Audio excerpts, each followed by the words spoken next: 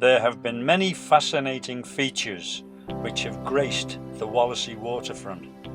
Some have sadly vanished into the history books, but some still remain. And here they are. The ferry service passed through several hands over the years until it was purchased by the local board in 1861. Redevelopment began in 1876 until it was opened in 1880.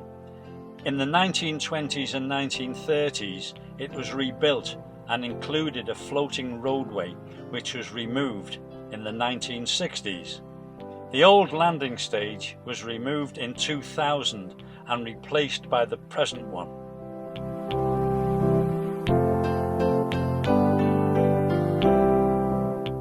The ferry's next door neighbour is the imposing vent for the Kingsway Tunnel, which takes traffic beneath the river to Liverpool. The tunnel, which is 1.5 miles long, was opened by the Queen on the 24th of June 1971. It comprises two identical twin tubes, with each having two 12-foot lanes, which carry on average 45,000 vehicles a day. A little further along the promenade is the magnificent Wallasey Town Hall, with its 180-foot tower. The foundation stone was laid by King George V on the 25th of March 1914. Queen Mary was also present. It cost £155,000 to build and is in fact back to front, with the front door facing the river.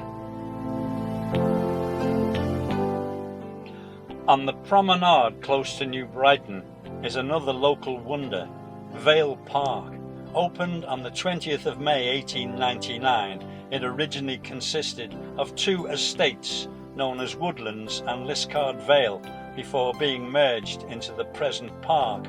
Nowadays famous for its cafe and bandstand, which still puts on many shows including the famous Kiddies Joy Time.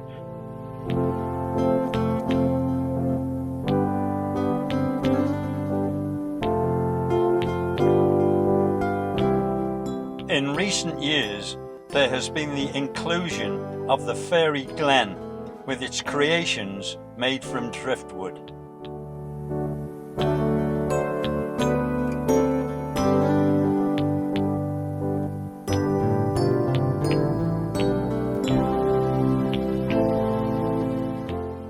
Vale Park is a true credit to the area.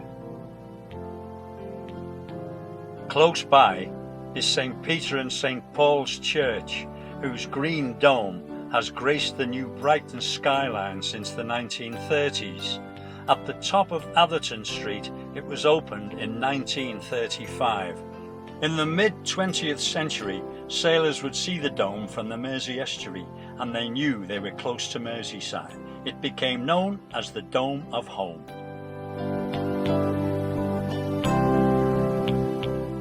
Our next legendary feature is Fort Perch Rock, situated off the New Brighton coast. It was built between 1825 and 1828 to protect the port of Liverpool. It covers an area of 4,000 square yards with enough space for 100 men. It was once armed with 18 guns mounted on platforms. In recent years, the late Doug Darrah Sr. created a wonderful military museum within its walls. This was taken over by Doug Darrah Jr., who also organised popular pop concerts.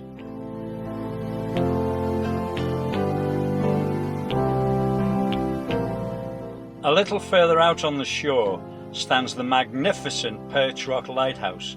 Built in 1827, it replaced a timber tripod supporting a lantern, which was first erected in 1683 to guide ships into the Mersey. This was called a perch, hence the name of the lighthouse. At 95 feet high, its light was first lit in 1830. The lighthouse was decommissioned in October 1973.